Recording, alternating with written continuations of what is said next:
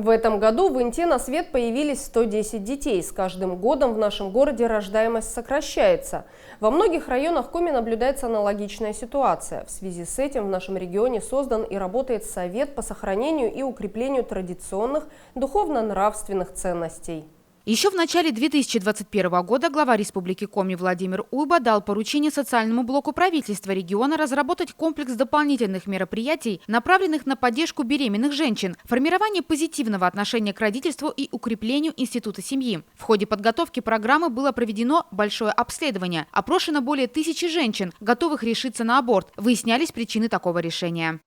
Если в 2020 году по статистике было абортов в городе Инте 116, то в настоящий момент в 2 раза меньше, 53 прерывания.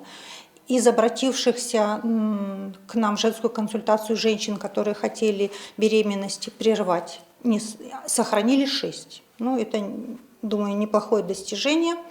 Все они встали на учет, вынашивают беременность. Основная проблема прерывания беременности, с которой обращаются женщины, это незапланированная беременность, к сожалению, случайная, в основном нежеланная.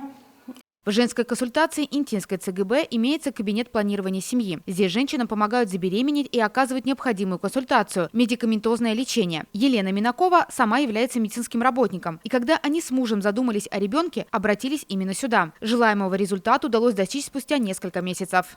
С мужем я познакомилась 6 лет назад и жили пока что вместе, а потом решили, что, конечно же, в семье нужен еще один ребенок.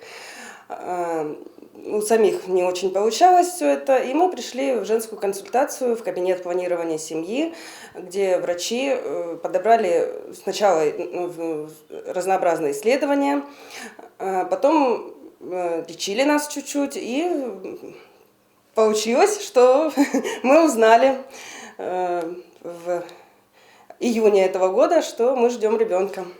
В феврале семья ждет пополнения. У них будет мальчик. Елена Минакова, как и остальные беременные интинки, находится на учете. Ее беременность ведут медики. В настоящий момент на учете по беременности состоит 90 женщин. Все они наблюдаются у опытного доктора Ирины Вячеславовны Белозеровой. Наблюдаются они по клиническим рекомендациям. Двери женской консультации всегда открыты для будущих беременных и мам. Из года в год у нас все больше и больше на учете становится беременных, которые имеют 3 детей, 4 и так далее. Они состоят, если они рожали первого ребенка и состояли на учете у нас, то и 2, и 3 тоже. Есть многодетные мамочки, и семьи многодетные есть. Самая большая ценность семьи – это ребенок.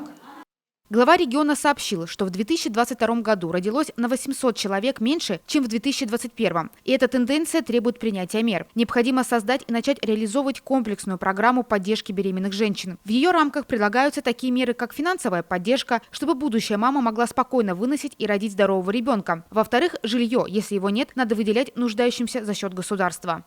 Беременность – самая прекрасная пора в жизни женщины. И, конечно же, хочется, чтобы ничего не омрачало этот период, не было никаких проблем. Нас поддерживают наши родственники, друзья, знакомые, семья. И, конечно, государство не остается в стороне. Беременная женщина и женщина, которая уже родила ребенка, может получить всевозможные выплаты, оформив их в специальных организациях. Буквально на днях в Сыктывкаре состоялось первое заседание Совета, на котором Владимир Викторович Уйба предложил поддерживать беременных женщин еще и квартирой и работой. Я считаю, что это прекрасное решение, которое поддержит женщин, и у женщин не будет уже такого страха, чтобы была какая-то материальная подушка. Желаю Совету развиваться дальше и работать на благо жителей Республики Коми. В программе очень много конкретных мероприятий, в том числе нематериального характера. Главное не оставлять беременную женщину один на один с ситуацией, в которой она оказалась. Республика и общество обязаны ей помочь. Цитируем высказывание главы региона Владимира Уйба.